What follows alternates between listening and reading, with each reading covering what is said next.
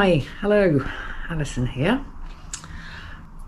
This obviously is not a first review, not a 10,000 kilometre review. No, it's the 100,000 kilometre review. And what seemed like quite a simple task in the beginning has ended up being a bit of a marathon, which I almost gave up on, because I can show you a load of pictures, but it still doesn't really give you the true picture of the journey. And to be honest, when I first bought the Ryker, I had no idea what kind of adventures it would lead me on. I really didn't know how I was going to use it, but I never guessed when I first bought it that it would lead me to 28 countries and 100,000 kilometres, including solo to the Nordkapp in Norway and as far south as Montenegro, all solo. I never realised that the Ryker was going to give me this kind of opportunity, and I've taken full advantage of it, hence the 100,000 kilometres. And this film is not so much about that part of the journey, but how the Ryker is actually doing. When I purchased the Ryker in 2019, it was pretty much new on the market. I was the first woman owner in the Netherlands, and that remained so, I believe, for the first 9 months. So there weren't many other people also in my area to ride with, so I just kind of got used to riding on my own and joining the gang now and again. Only I live in a further north part of the Netherlands, and there just simply aren't so many riders in my area. So yeah, riding solo is second nature, really. So that's not anything to do with this. However, when I purchased the Ryker, I did want the ability to be able to take a passenger, and therefore I went for the Rally. Although the models between the 600, the 900 and the Rally, at time of purchase anyway, really aren't that much different. So as far as the longevity of how the Ryker is now doing, the same thing would apply to all three models if handled in the same way. So I'm hoping that this review is going to come across in an easy manner to follow. And if I've missed something, I'm sure you'll let me know. So having found a dealer, this was my first view of the Ryker in real life. So didn't take long, test ride and ordered, and arrived on the 7th of September. And this was the version, including the standard leaf that you always get with the grille. So how many rings, how many times have I had a belt service? Well, bear in mind, obviously, that there's one in the machine when you get it delivered. The 5th belt is currently in the bike. So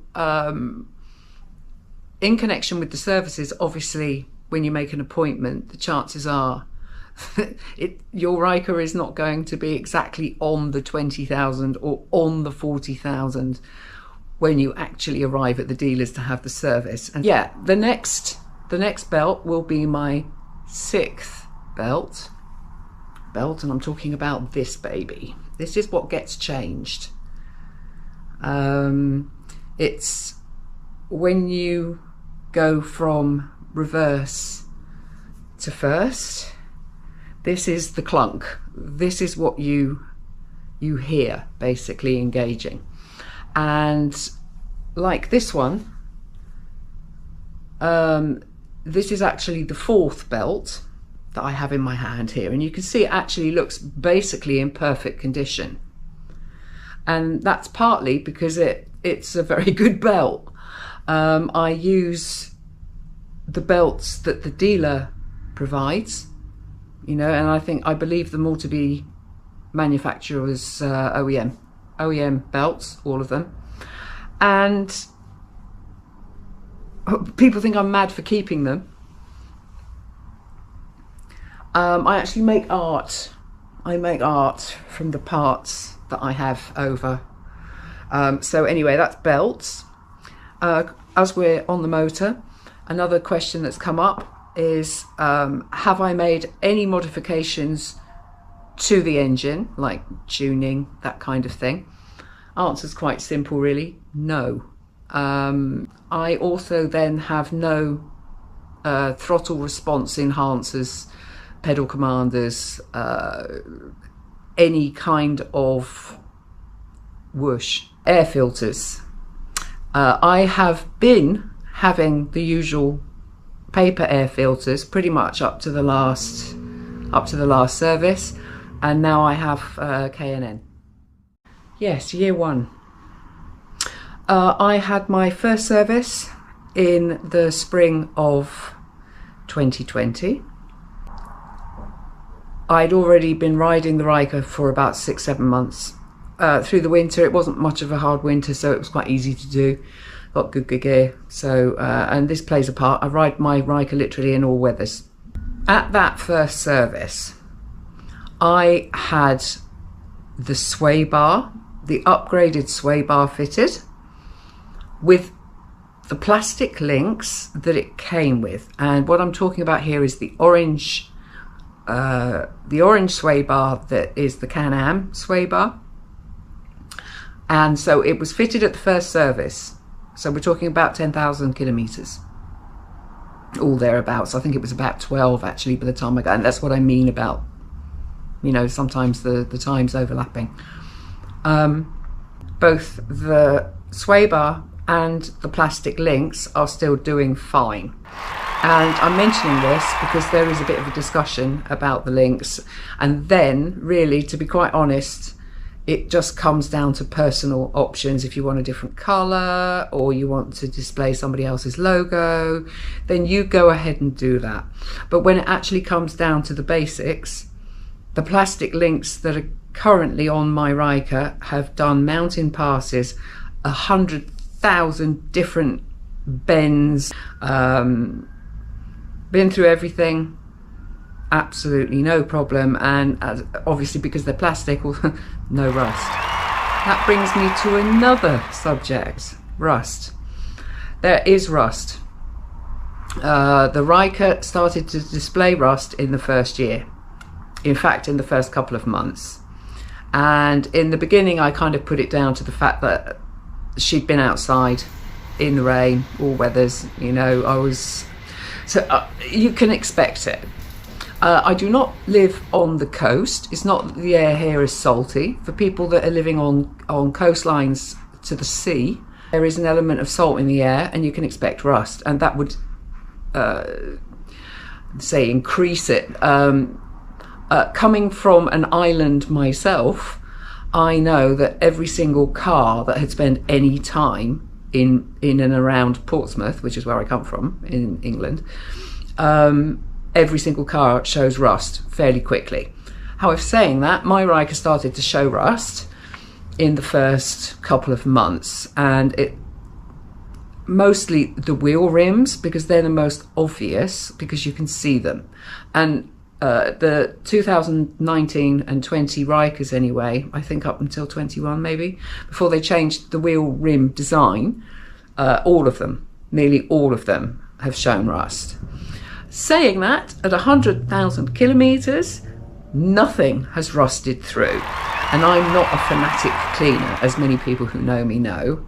It's not like I'm down there every other day with a wire brush scrubbing it all off and treating it. I'm not. What I did do is get some plastic caps to fill the space. To say whether it's helped or not, possibly. Does it look better? A little bit. Could I do something more cosmetic? Yes. But that's not what this video is about. This brings me to another point. The lights. But there really weren't that many aftermarket options. So I mentioned all of this to my dealer. These were things that I wanted to happen, and did he have the parts or could he order them, which he did. Now, and this is a part of the story. Those lights started to go wrong. There were leads starting to drop out and it was starting to look shoddy. So I called my dealer. This was within the first month or so, first couple of weeks, the first lights started to drop out.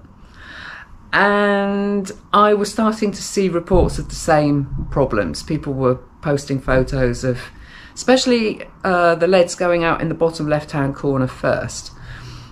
Must be something to do with the relay and the cables and things like that. So I mentioned it to the dealer and he said, right, okay, well, we'll change them out. So through that summer, I backed out of my parking place, put the Ryker back into gear to ride away, and everything short-circuited. Flash, flash, flash, tick, tick, tick, tick, tick, tick. I've never seen anything like it in my life. With any of the vehicles I've owned, I've never seen anything like this. So you know it's an electrical short circuit. And the only thing I could think of directly were the lights. So that was the one and only time since I've owned the Ryker that there's ever been any kind of trailer to get my Ryker to a dealership. That is the one and only time. And what I would say on top of this is that these were add-ons, modifications, not the original factory setup. So this review, this is why it's so difficult to do it, because there are a lot of things that are possibly related. Okay, so going back to the first service, I had the lights done, I had the sway bar done, the normal service and everything was fine, everything was great. The sway bar makes a huge difference. So this is a good moment to talk about recalls, because in the first year there were actually 2 recalls, and we're going to talk about the first one and then the second one and how it's possibly related to the lights. And the first recall were the black wheel nuts, held on with a little red ring, which is paramount, of course. And what was the problem? The recall was for 2019 and 2020 Ryker models. That black wheel nut that is on all 3 wheels can crack. And the result of that wheel nut cracking is that you could potentially lose a wheel. So it's not the best feeling in the world once you know that that could possibly happen to be riding it. However, there were no cases, as far as anybody that I've spoken to so far knows about, in Europe. There were no cases of that wheel nut cracking. I believe there were a couple of cases in the US of that happening. So it was just a dodgy batch. But I suppose, you know, for safety reasons, they recalled all of them just in case. And as with a lot of recalls, at the point of the recall, which was actually only about a month after I bought the Ryker, it was very early on, it was quite early on. As with a lot of recalls, the parts, the nuts themselves, were not all available at the point of that recall. So I had to wait. And I believe that that was something else that was done at the second service. The second recall, it was at the end of the first year, and it was about wiring.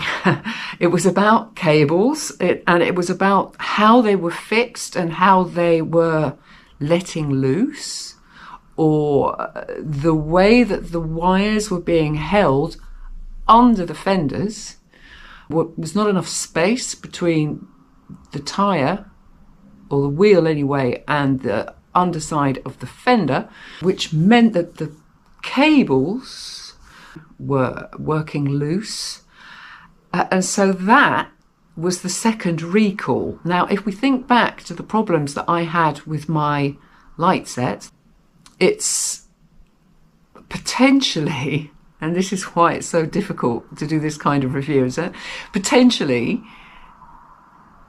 it could have been the cable problem.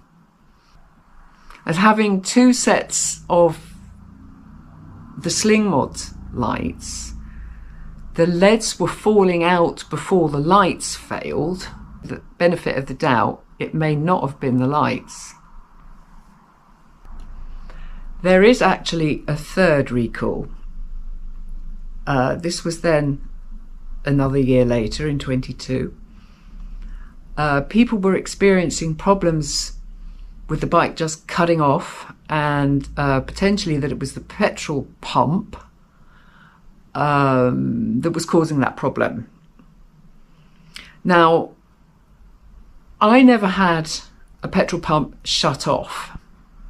However, what I did have was screaming. It was screaming like a high-pitched whistling kettle.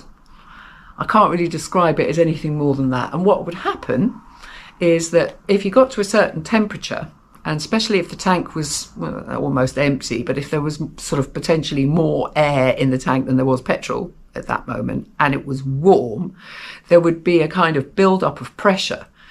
And what that would result in is a sort of constant whine, like a high-pitched, screamy, annoying whine. However, it never affected the performance of the Ryker. So if you can get over the embarrassment of being stopped at a traffic light or a crossing, and people in cars around you are winding down their windows to find out where the whine is coming from. I mean, I have had absolutely hilarious moments on tour based on that whine.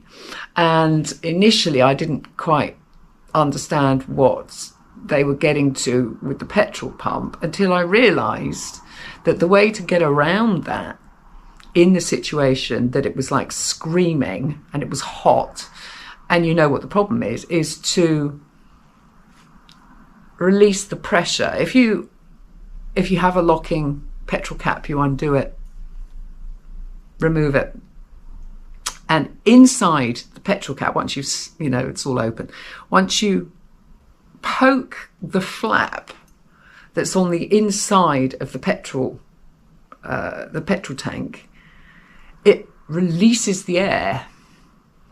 Filling the tank has the same effect.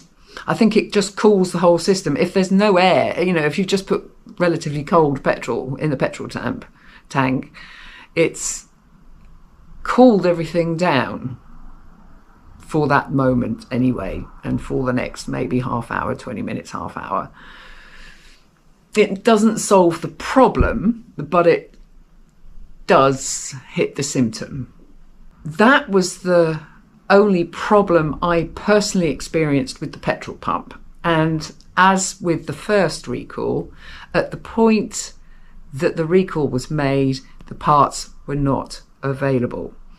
When I got back from the tour, even though I'd had to ride in weeks of heat wave where I'd literally screamed my way around Europe, embarrassingly so, by the time I got back, the next service, it was done as well. So I had that done, and I must say it did solve the problem, although at the point that my trusty mechanic at my dealership was doing that switch out, at the last minute, and after hours and hours and hours, they were having problems. The petrol wasn't. However, the problem was solved, and at the end of the day, I have never had another problem with the petrol pump. So again, with any new make, you can expect recalls. I'm just hoping that I'm giving you the right ideas as to what kind of machine it is and the kind of problems you could possibly potentially expect. Let's talk rubbers. Now, I've said I ride on the motor. I do. What you're seeing here is that the pressure is on the right-hand side of the brake pedal. That's because I rest my foot there. What you see then on the foot peg is the opposite, that my foot pressure is on the inside, and it's the same on the other side of the bike. So never replace the pegs, and the only rubber is this one that has been replaced, which is the reverse lever, and I've replaced it 3 times. I thought I'd mention this because around the 40,000 kilometre mark, I had my hand grips switched out for Daytona heated grips because I was riding during the winter and I didn't see it as any big, crazy luxury to have heated grips. That's a modification, and this is not about the modification, although that was a great decision, by the way, never regretted it. I did that because I had literally worn out the left hand grip. And literally down to the metal. So what tyres do I use and how many sets have I had? That's another question that's come up. Currently on my 4th set, fitted at the last service. What have I done to the brakes? Bearing in mind that Netherlands is flat, and because it's flat, you don't have the same, say, braking pressures that you perhaps would in a hilly or mountainous area. So other than the odd motorway bridge, there are very few places where you would perhaps even need brakes, to be honest. I ride on the motor. It's an automatic. For me, it's very, very easy to ride on the motor. And I love the sound it makes when it's decelerating, when you're rolling towards a traffic light or something like that. You're rolling and you're guessing the distance. Talking of which, the exhaust. I still have the standard exhaust and it's still doing fine. There was one moment that it was rattling, but with a long screwdriver from the end, you can get in and actually tighten it back up and you solve the problem, so no problem. So I'm still using the original exhaust. The seat. I never upgraded the seats until recently, but I said that I wanted to do 100,000 kilometres with the original setup. And that's basically what I did. Because when I first bought the Ryker, I had no idea how I was going to be using it, or, no idea I would be doing the kind of distances I've been doing. So I kept the standard seat. And what I would say is that I have used an Airhawk cushion from, I think I've done about 10,000 or slightly more than that, maybe 20,000, before I used any kind of cushion or aid. And I was going on a tour, but on the day of departure going on that tour, I was gifted an Airhawk cushion. So I thought, right, okay, I'll try it, use it, whatever. And so I did, basically. And after that, I pretty much kept it. Only at the moments where I was taking a passenger, because I only had the standard passenger pad, which is basically what it is, which is pretty thin. Admittedly, I don't take passengers very often, but when I do, I tend to offer up the Airhawk cushion for them to sit on that behind me. It just makes it a little bit more comfortable. But I had absolutely no problem on the standard seat. What you are seeing here is 100,000 times my jacket thriving on the back of the front of the passenger seat. But you see that damage is the same at the seat and the front of the passenger seat. And what you see here is the perfect condition of what has been protected by the Airhawk cushion. Yes, I want to talk about the plastics. What I'm talking about here are the various different types of plastic that are used for the makeup of the panels of the Ryker. I'm talking about the anthracite grey black panels that the Ryker comes in. And what happens if you don't continually clean the panels? This is the result of different cleaning products and weather, basically. And what you notice quite quickly is because all of the different panels, from the fenders to the bodywork, are made of different plastic, they fade at different rates. Here you can see it actually quite clearly. The two greys, one is much lighter. However, there is good news, because I have found a couple of products that seem to solve that problem quite professionally. And it's a very easy solution. There will be another clip. Lights. There are more lights, obviously, on a Ryker. including the standard ones. And I had an interesting problem, which everybody had problems solving. What happened was I was attempting to go to the North Cap, and due to Storm Han in August, which caused a lot of flooding and damage in Norway, decided not to do it, which meant me staying in Sweden for a few days. I noticed at the end of a very wet tour day that I basically lost my indicators on the right hand side of the bike, and everything on the left hand side was working.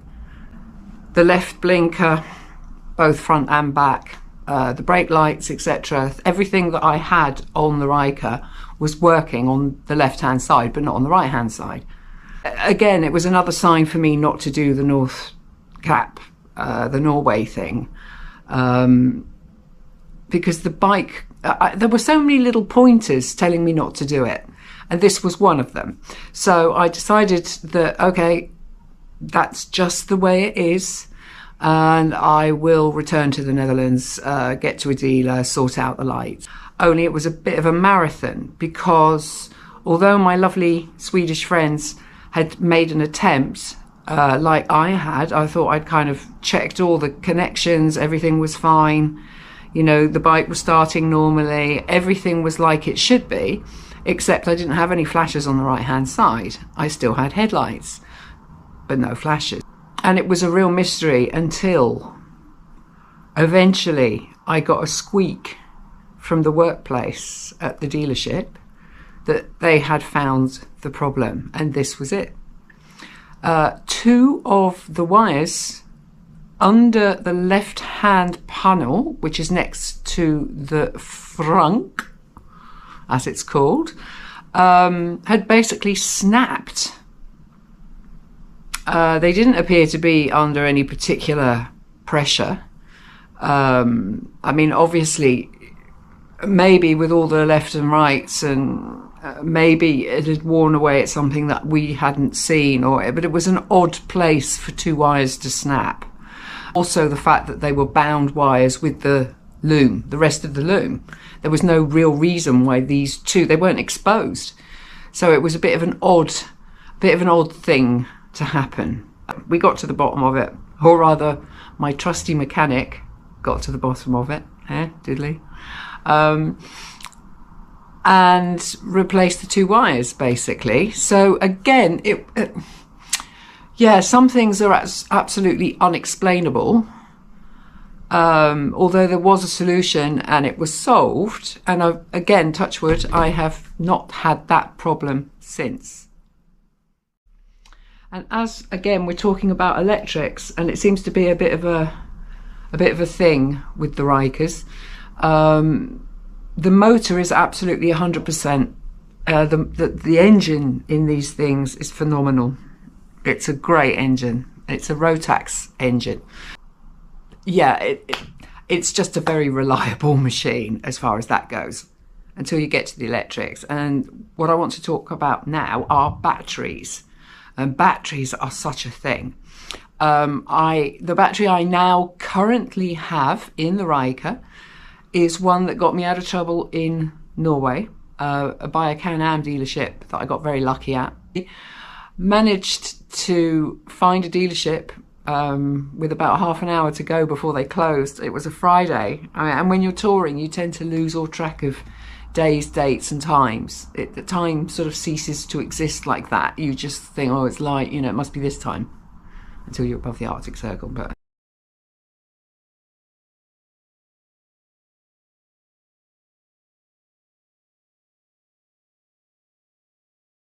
that they managed to find a battery that would fit in my Ryker, as it was the first Ryker that they'd had ever actually seen physically, personally, up close, other than the internet. And so they had no experience with it. So I was thankfully able to help them with a few bits and pieces. So after 3 battery attempts, they found one that would actually fit if you turned it 90 degrees and added an extension cable. And there was just, although it was it's a bigger battery. And I have an additional box, a show chrome box, which needed to be in that place in connection with the add-ons, modifications again. But because of the shape of the Ryker hood, it actually is raised from where the clips are. It's higher in the middle, and that is an absolute benefit. And I think as far as battery life goes, the first battery, which was the factory battery, actually lasted me the longest of any of the batteries I've had. That could be due to the fact that I have add-ons. Of the 6 years, at least 4 of them, there have been add-ons present, which are potential drainers.